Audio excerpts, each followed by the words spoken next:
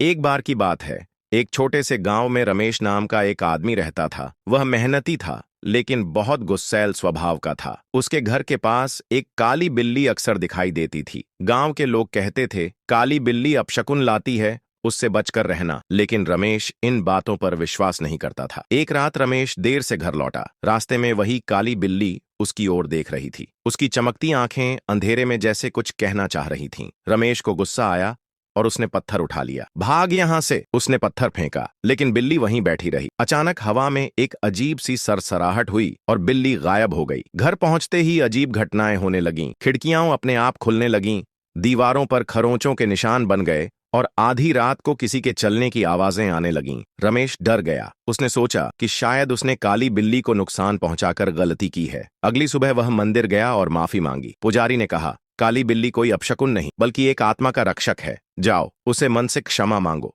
रमेश तुरंत उसी जगह गया जहां उसने बिल्ली को पत्थर मारा था। उसने आंखें बंद की और कहा, मुझे माफ कर दो, मुझे समझ नहीं थी। अचानक हवा में वही सरसराहट हुई और बिल्ली एक पेड़ की डाली पर बैठी दिखी। उसने एक बार रमेश को देखा और फिर गायब हो गई। उस दिन के बाद से रमेश के घर में कभी अजीब घटनाएं नहीं हुईं।